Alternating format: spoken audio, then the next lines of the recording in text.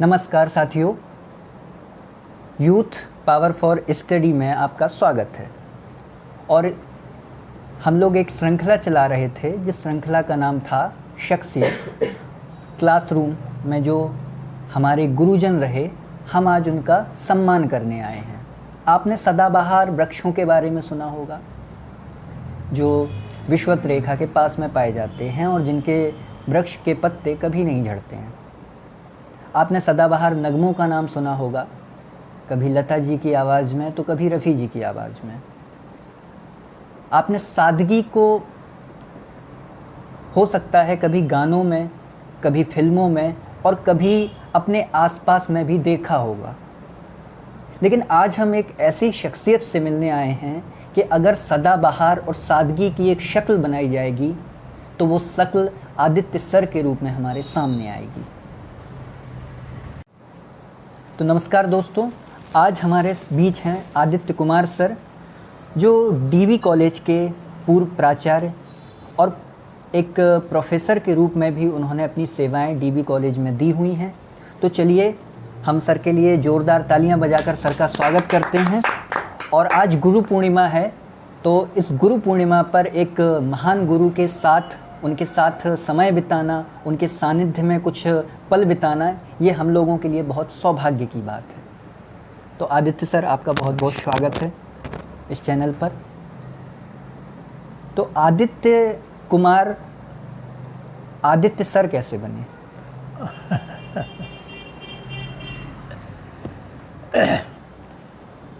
Aditya sir, ये तो हमारे छात्रों का, बच्चों का प्रेम है जो इस नाम से मुझे जानते हैं। नाम वैसे मेरा पूरा नाम डॉक्टर आदित्य कुमार है ना। दयानंद वैदिक कॉलेज उरई यहाँ जनपद की एक प्रमुख शिक्षण संस्था है और मैंने इस महाविद्यालय में अध्ययन भी किया, ग्रेजुएशन और पोस्ट ग्रेजुएशन भी किया, और उसके बाद राजनीति विज्ञान विभाग में मुझे चयनित किया गया। 1974 में मैंने इस महाविद्यालय से राजनीति विज्ञान में प्रथम श्रेणी और कानपुर विश्वविद्यालय में प्रथम स्थान प्राप्त किया था। तो मुझको अगले ही दिन यहाँ के प्राचार्य और मैनेजमेंट ने पुरस्कार स्वरूप कहें या जो भी कहें, मुझको तुरंत उस रूप में प्रवक्ता राजनीति विज्ञान के रूप में मुझे नियुक्त किया। और 1974 से लेकर के 2017 तक मैं इस महाविद्यालय में रहा। पहले प्रवक्ता रहा, उसके बाद असिस्टेंट प्रोफेसर रहा, फिर रीडर रहा, उसके बाद हेड ऑफ द डिपार्टमेंट रहा और उसके बाद कुछ समय में प्राचार्य भी रहा। ये दयानंद वैदिक कॉलेज उरई मेरे लिए कॉलेज ना होकर के एक मंदिर है।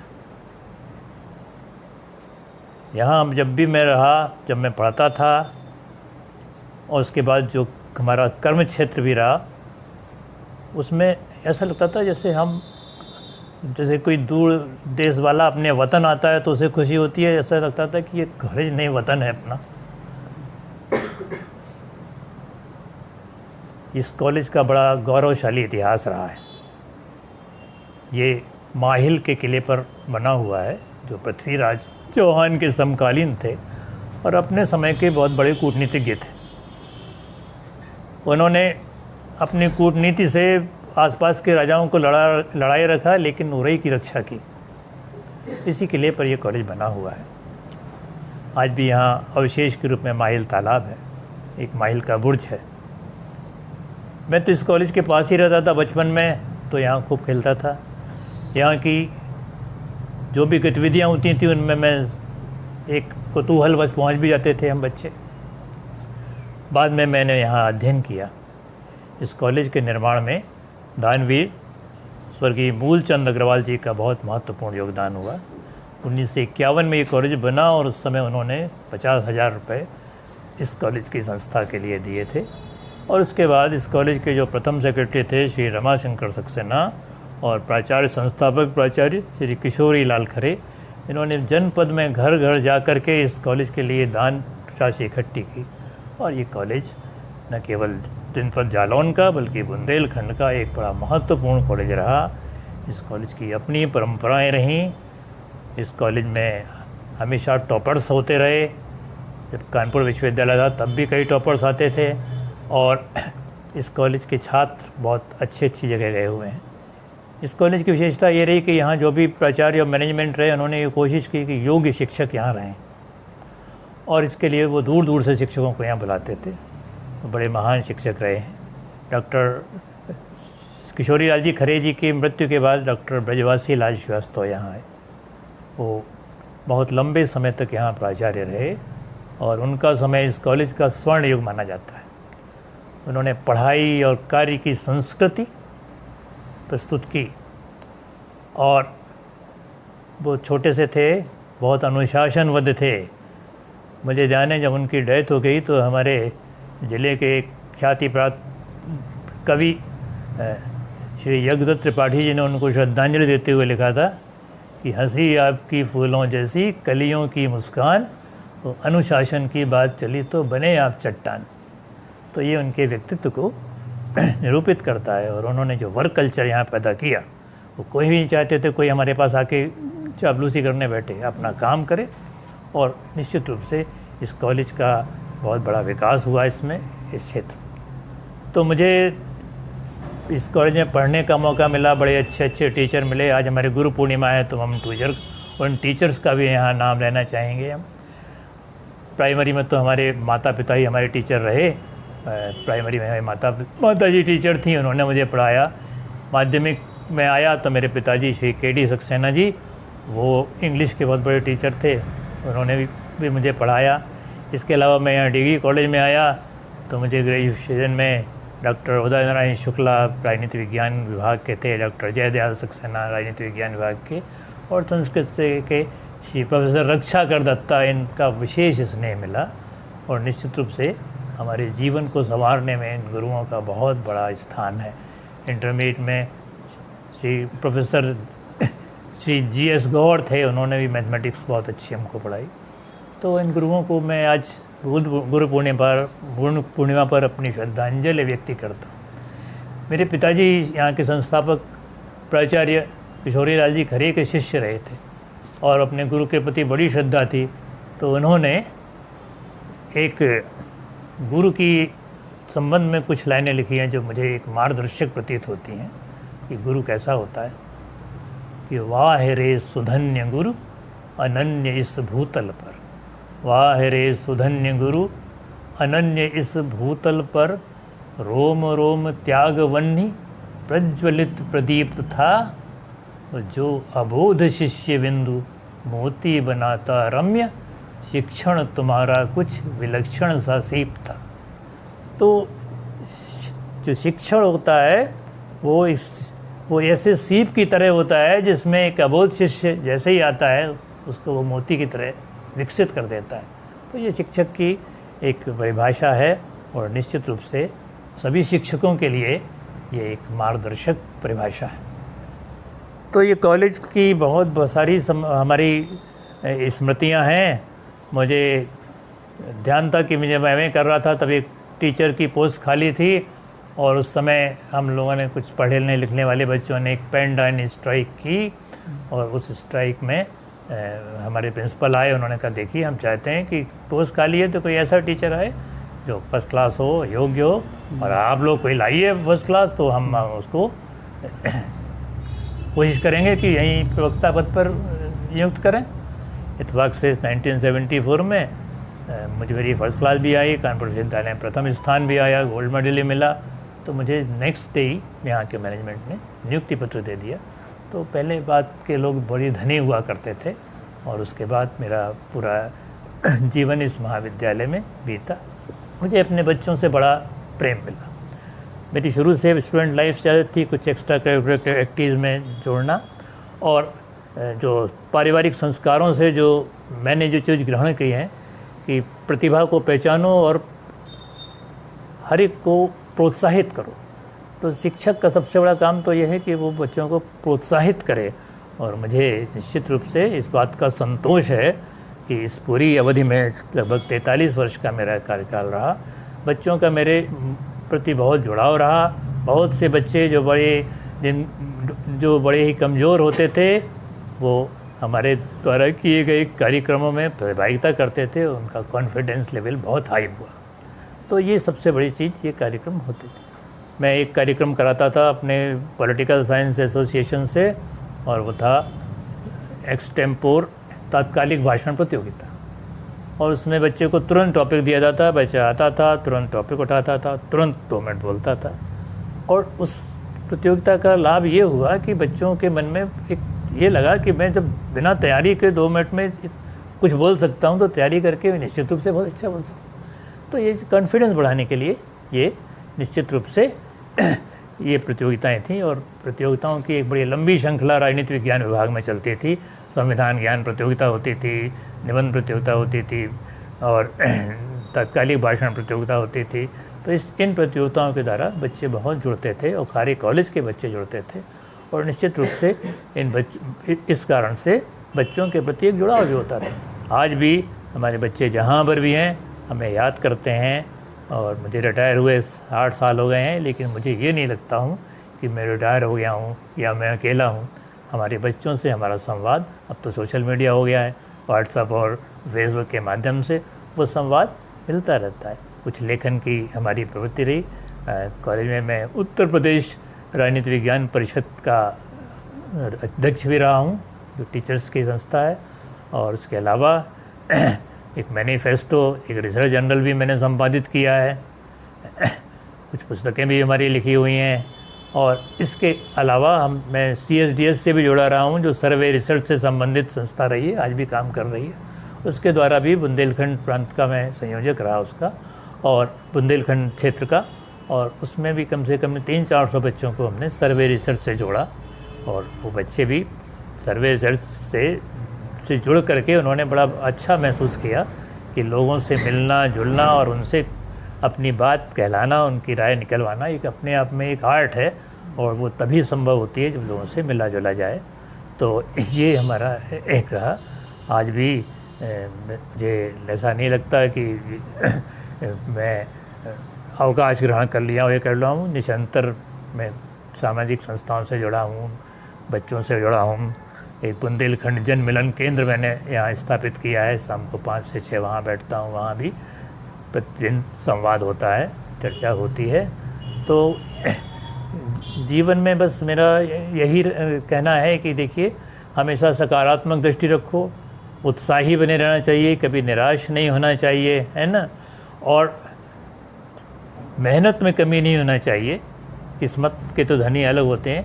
मेरे कवि, मेरे बड़े भैया आदर्श प्रहरी भी बहुत अच्छे कवि थे। तो उन्होंने 4 लाइनें लिखी थी, और वो छात्रों के लिए बहुत अच्छे थे कि बिना तपे तुम कैसे कंचन, और नाग पाश बिन कैसे चंदन, विष पाए जब तक न बनोगे तब तक कौन करे अभिनंदन। तो अभिनंदन तब नहीं का होता है जो कार्य करते हैं, जो मेहनत करते हैं, जो त्याग करते हैं। और अगर एक दृष्टिकोण अपना लिया, एक हम किसी से लाइन पढ़ते थे, वो मुझे बहुत अच्छी लगती है, कोशिश करता हूँ उसे उतारने की, कि it is nice to be important but it is more important to be nice. अच्छा होना, सबसे महत्वपूर्ण होना तो अच्छा है, लेकिन उससे भी अच्छा है कि आप एक अच्छे व्यक्ति बने। तो आप एक अच्छे व्यक्ति बने, सबसे बड़ी चीज़ है। और अच्छे व्यक्ति बनने के लिए ज़रूरी ये है कि अच्छाइयाँ दूसरों में खोजें और बुराइयाँ अपने। बिल्कुल। और जहाँ अगर आपने इस मंत्र को अपना लिया, और दूसरी चीज़ है कि जो नेगेटिविटी से दूर रहें, जो नेगेटिव लोग हैं उनसे दूर रहें। और अगर कोई मिले भी तो कोशिश करें कि उसको प्रोत्साहित करें। निश्चित रूप से अगर इस दृष्टिकोण अपनाएंगे तो आपके मन को भी प्रसन्नता होगी और वो व्यक्ति भी प्रसन्न होगा। आज गुरु पूर्णिमा पर ये बच्चे आए हुए हैं, सौमित्र त्रिपाठी, यशोधन त्रिपाठी और शिवम जी। और मुझे बहुत अच्छा लगा कि कुछ मन की बातें इनसे हमने शेयर की। और निश्चित रूप से ये बच्चे बहुत अच्छी डायरेक्शन में जा रहे हैं, सकारात्मक दृष्टि से काम कर रहे हैं, अपने अध्ययन के प्रति प्रयत्नशील हैं, समाज में अपनी प्रतिभा से ये लोग योगदान भी दे रहे हैं। मेरी बहुत बहुत शुभकामनाएं इन बच्चों को। धन्यवाद। सर, जैसा आपने बताया कि आपका 43 वर्षों का अनुभव है, हम लोग की तो अभी उतनी उम्र भी नहीं है, 1974 से लेके आपने 2017 तक डीबी कॉलेज में कार्य किया और उसके बाद 2020 के बाद कोरोना आ जाता है। और कोरोना के बाद क्या होता है कि शैक्षणिक क्षेत्र में एक आमूलचूल परिवर्तन होता है, डिजिटल क्रांति होती है और डिजिटल माध्यम से शिक्षा ग्रहण करने का एक प्रचलन चलता है।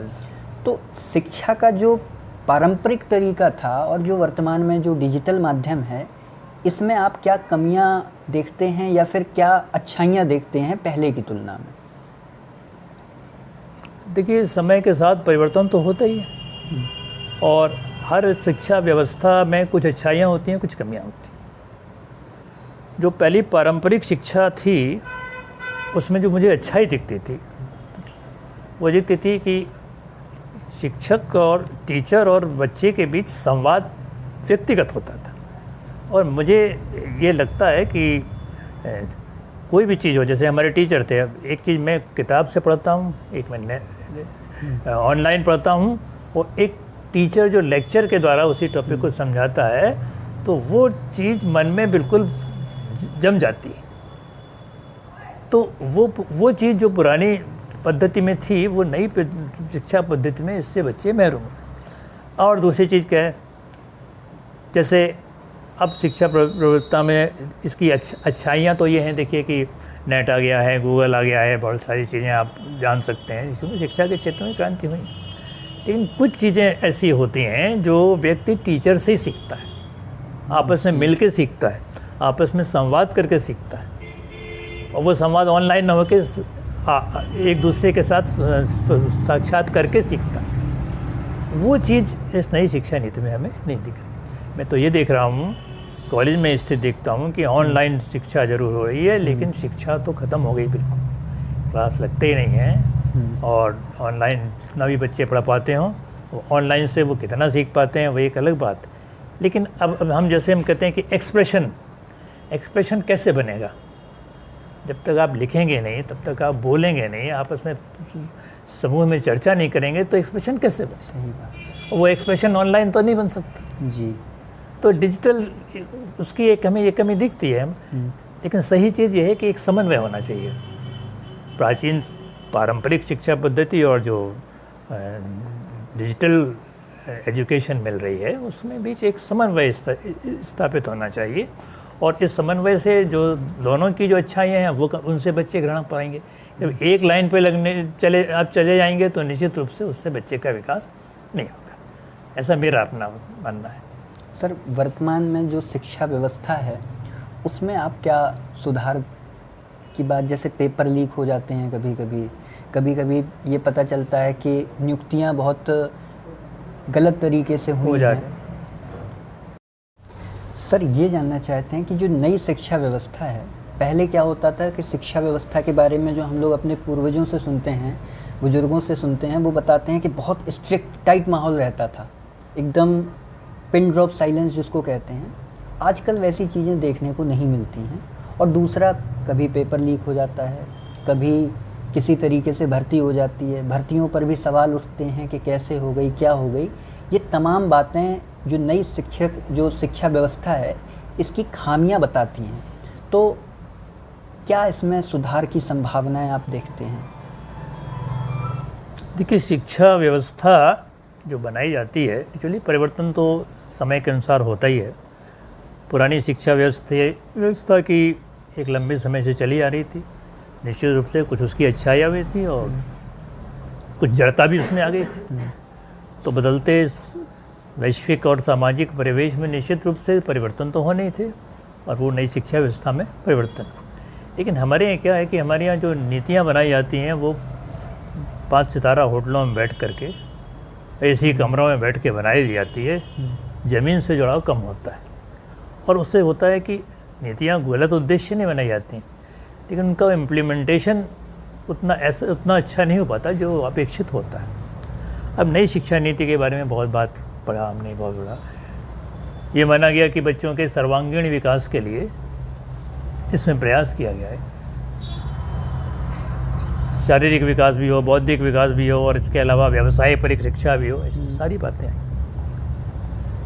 लेकिन जब धरातल पे वो आती है तो तमाम चीज़ें, पहली चीज़ तो है कि उस शिक्षा व्यवस्था को इम्प्लीमेंट करने के लिए जो आपको इंफ्रास्ट्रक्चर चाहिए, जो शिक्षकों की नियुक्ति चाहिए, वो नहीं होती।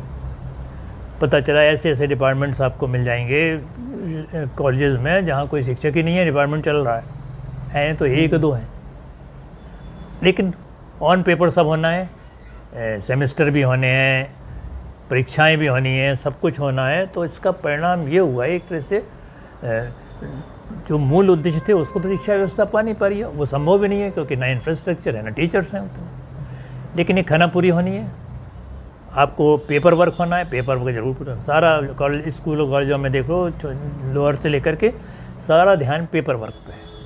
अटेंडेंस होनी चाहिए, ये होना चाहिए, जो योजना आई है उसमें कितने लोग हुए, घरों से बुला के नाम रजिस्टर कराते हैं कि इस योजना में इतने लोगों ने आए नहीं, लेकिन भैया उनका आधार कार्ड लग जाएगा, ये लग जाएगा।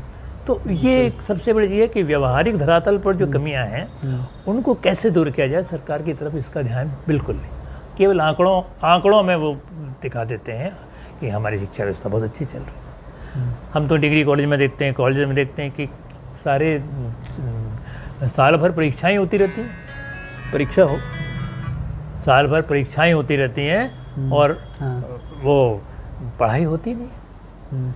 तो हमें ये देखना पड़ेगा कि जिस उद्देश्य से लेकर हम शिक्षा चलें उसके लिए पर्याप्त संसाधन भी मुहैया कराए जाएँ, तब तो उसका कोई अर्थ है। अन्यथा जो है बड़ी बड़ी परियोजनाएं, अब आप लोअर लेवल पे बेसिक शिक्षा में जाइए, देखिए बहुत अच्छी है, बच्चों को मिड डे मील योजना दी गई है ना।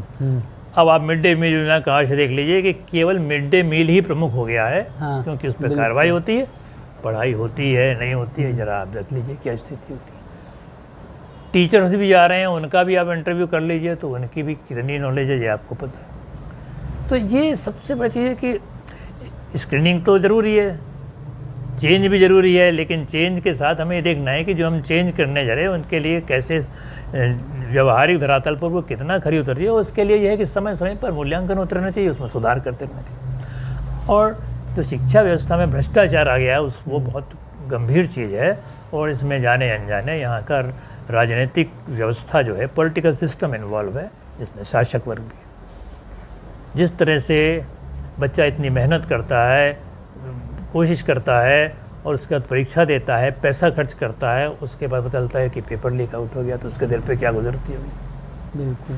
और जब ये युवा पीढ़ी के साथ, छात्रों के साथ बहुत बड़ा विश्वासघात है, और निश्चित रूप से चाहे जितने बड़े दावे कर ले, चाहे सरकार या और भी राज्य सरकारें या केंद्र सरकारें, ये क्षम्य नहीं है। ये बहुत ही कहना चाहिए, बच्चों के साथ जो विश्वासघात हो रहा है ये बहुत अक्षम्य अपराध है।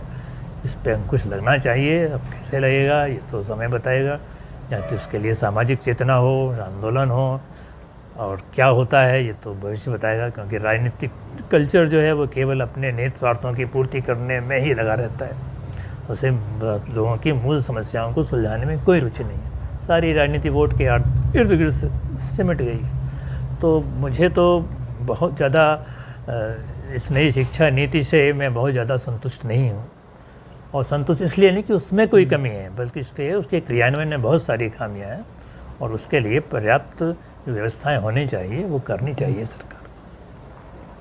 तो सर ने जो दावों की बात कही, आंकड़ों की बात कही, तो मुझे एक शेर याद आता है कि तुम्हारी फाइलों में गांव का मौसम गुलाबी है, मगर ये आंकड़े झूठे हैं, ये दावा किताबी है। तो सर, किताबों की दुनिया से निकलकर जब डॉक्टर आदित्य सर डीवीसी पहुंचते हैं, तो डीवीसी में एक चीज़ बहुत फेमस है आदित्य सर के बीच, आदित्य सर की सादगी और आदित्य सर का जो स्वास्थ्य है। आजकल हम देखते हैं कि जो ब्लॉगर्स हैं वो फिटनेस ब्लॉग बनाते हैं, लेकिन आपकी जो जब फिटनेस की बात आती है डीवीसी में, तो सिर्फ एक ही नाम आता है, डॉक्टर आदित्य सर। तो फिटनेस का राज क्या है? अब ये तो क्या बताऊं, बस ये है कि शुरू से ऐसे परिवार से आए जहाँ नियम संयम की बात थी, सात्विक भोजन की बात थी, है ना। तो वो आदत पड़ गई शुरू से। फिर इत्तेफाक से उसको 30 साल पहले डायबिटिक भी हो गई, डायबिटीज़ भी हो गई, और लोग डायबिटीज़ से बड़ा घबरा जाते हैं। तो मैंने एक सेमिनार अटेंड किया, उसमें डॉक्टर ने जो बात कही वो मुझे बहुत अच्छी लगी। डॉक्टर ने कहा कि देखिए, आप लोगों को अर्ली एज में डायबिटीज़ हो गई तो इसलिए हो गई कि ईश्वर चाहता है आप लंबी उम्र जिएँ, क्योंकि जो परहेज लोग 60 साल के बाद करते हैं वो आप पहले शुरू कर देंगे। तो मैंने उसको अपना लिया और मैं उसको अपनाता हूँ भाई, मैं कोशिश करता हूँ 2 साल जी नहीं, कामना भी रखता हूँ। तो ये कोशिश पूरी करता हूँ। और रही उसकी बात है कि ये तो आप लोगों का मूल्यांकन है कि सादगी है, लेकिन हाँ, शुरू से ही ऐसे हमको टीचर मिले, ऐसा परिवार मिला कि जिसने वाह्य आडंबर से दूर रह करके मानवीय मूल्यों और संवेदनशीलता के प्रति प्रेम करना सिखाया। तो वो हमने सीखा है और कोशिश करता रहता हूँ कि भाई इसी तरह रहूँ, सबसे हंस बोल के रहूँ, जो अच्छी चीज़ें हैं उनको प्रोत्साहित करूँ, बुरी चीज़ों को हतोत्साहित करूँ।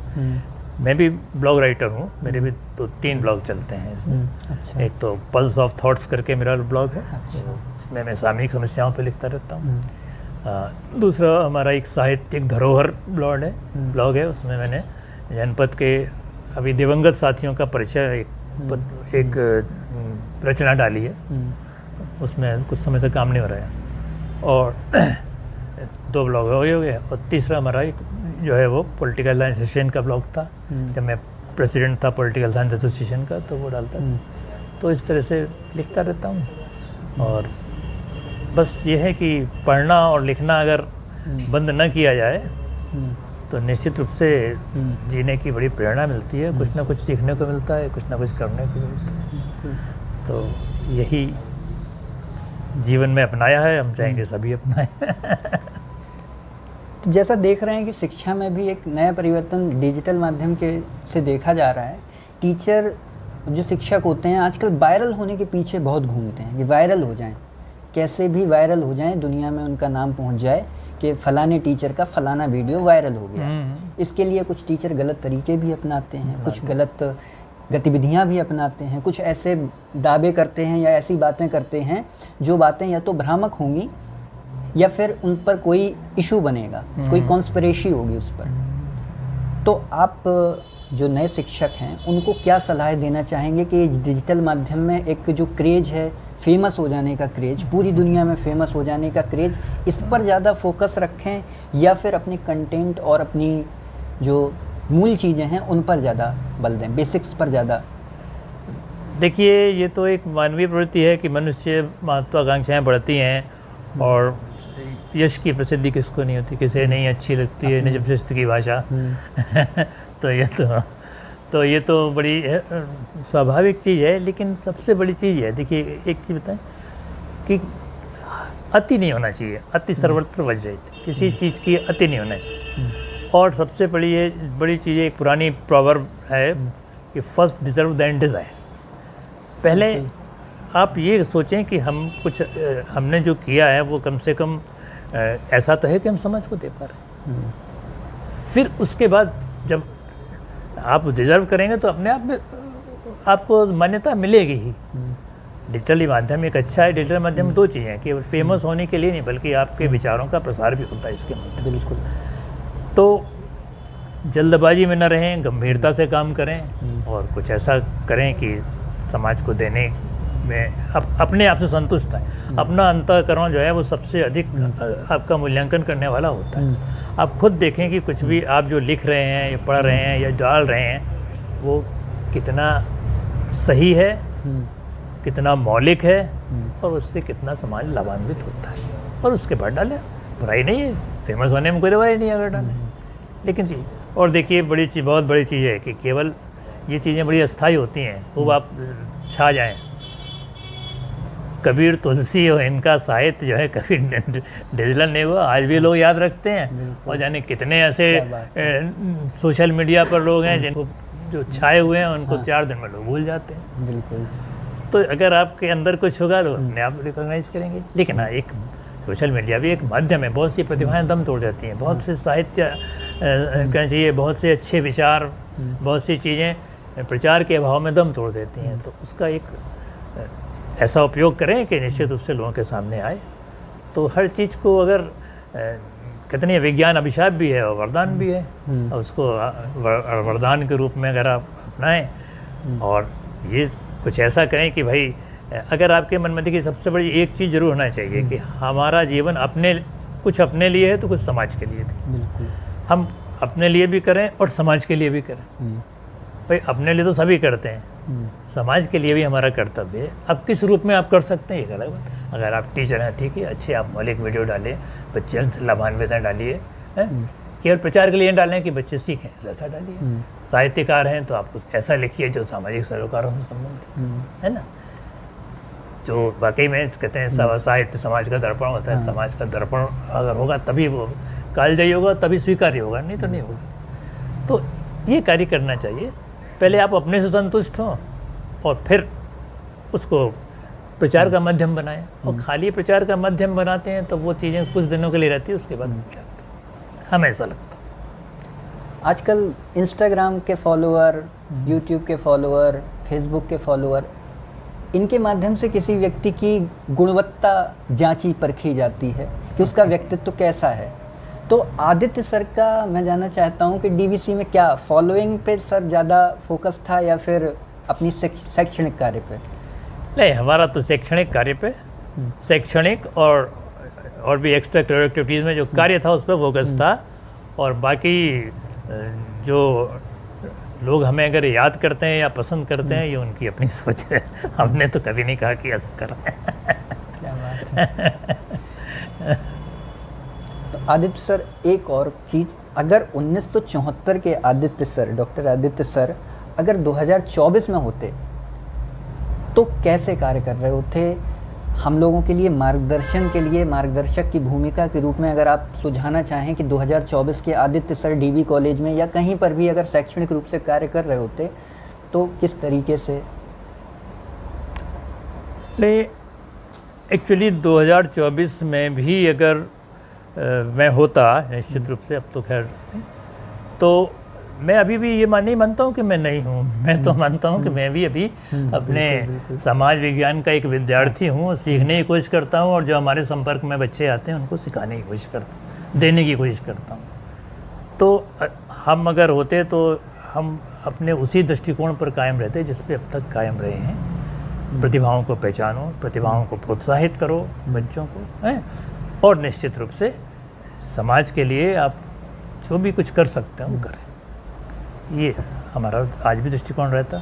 और अभी भी हम जहाँ हैं या हम बहुत सी संस्थाओं में भी जुड़े हैं, जहाँ जहाँ जुड़े हैं हम अपने इसी कार्य में अपने स्तर पर लगे हैं, छोटा स्तर हो बड़ा हो। सर आपके व्यक्तित्व की एक बहुत बड़ी खासियत है सादगी। सादगी तो हमारी जरा देखिए।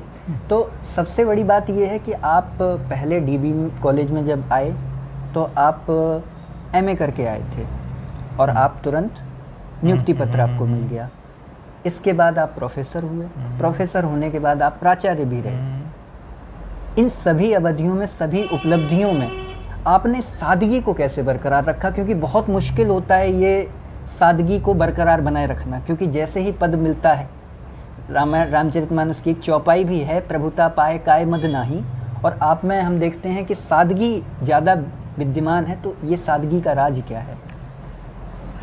देखिए, हमारा अपना अनुभव रहा है कि आप जितने सहज रहेंगे उतने सुखी रहेंगे, संतुष्ट रहेंगे।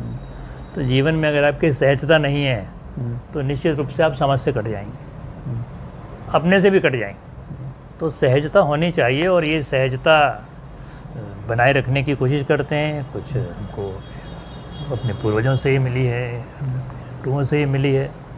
तो उसमें हमें कभी ऐसा नहीं हुआ कि मैंने बनाए रखने की कोशिश की, वो स्वाभाविक रूप से रही है। और आज भी मुझे ऐसे लगता, मैं नहीं लगता है मैं रिटायर हो गया हूँ, आज भी नहीं लगता हूँ। आज भी भाई जो बच्चे आ जाते हैं, हमारे डिफरेंट यूनिवर्सिटी के लोग भी हमारे पास आ जाते हैं कि वो पीएचडी कर रहे हैं तो गाइड कर देता हूँ, है ना। तो इस तरह से जो सहजता जीवन में अगर आप बनाए रखेंगे तो निश्चित रूप से सबसे पहले आप संतुष्ट होंगे। अगर आप संतुष्ट होंगे तभी दूसरे संतुष्ट होने की बात तो छोड़ दीजिए, दूसरे तो अपने आप अपनी संतुष्ट के लिए अपना अंतःकरण आपका क्या कह रहा है, बस अंतःकरण की पवित्रता आप रखिए, निश्चित रूप से जीवन आपका सुखी रहेगा। सर हम लोग यूथ पार्लियामेंट मैं भी पार्टिसिपेट किए थे। और युवाओं को लेकर हम लोगों का एक जो अप्रोच है वो हमेशा रहता है कि युवाओं को सही दिशा दिखाई जाए। तो आप युवाओं के लिए क्या आपका संदेश है, जो वर्तमान पीढ़ी है या आगामी पीढ़ी है उसके लिए आप क्या?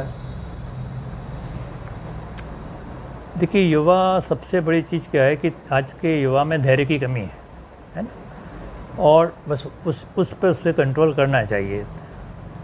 कम समय में शॉर्टकट से हर चीज़ पाना चाहता है, और उसमें जब असफल होता है तो उसको डिप्रेशन होता है। तो देखिए, सबसे बड़ी चीज़ है कि दो चीज़ें, कि आप अपने आप को तैयार करिए, सबसे बड़ी चीज़ है मेहनत करिए, है ना, और उसके बाद जो है प्रयास करिए। डिप्रेशन से कभी भी जो है असफलता से कभी निराश नहीं होना चाहिए। वो कहती है चींटी से सीखिए, चींटी जो है वो कितनी भी असफल हो वो चढ़ती चली जाती। तो कोशिश करिए कि आप निराश ना हो, प्रयास करते रहें, सफलता जब मिलनी होगी तब मिलेगी। शॉर्टकट नहीं अपनाइए, शॉर्टकट कोई नहीं होता, पूरी मेहनत करनी पड़ेगी। अगर आप मेहनत करेंगे तो ऐसा नहीं है, निश्चित रूप से सफलता मिलेगी।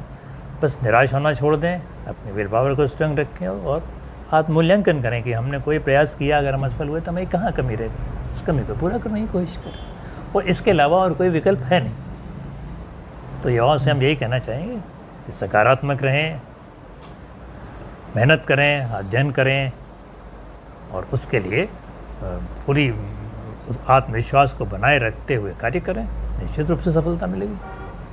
तो इस पथ का उद्देश्य नहीं है श्रांत भवन में टिक रहना, किंतु पहुंचना उस सीमा तक जिसके आगे राह नहीं। तो आदित्य सर का युवाओं के लिए यही संदेश है कि मेहनत करते रहिए, लगातार पढ़ते रहिए, पढ़ाई से जुड़े रहिए और अपनी जो सहजता है उसको बरकरार रखिए। तो आज हमारे साथ इस एपिसोड में आदित्य सर का हम बहुत बहुत अभिनंदन करते हैं। और आज गुरु पूर्णिमा पर कहना चाहूँगा कि आदित्य सर का माल्यार्पण करके गुरु के प्रति जो अपनी एक कृतज्ञता होती है उसको अर्पित करें।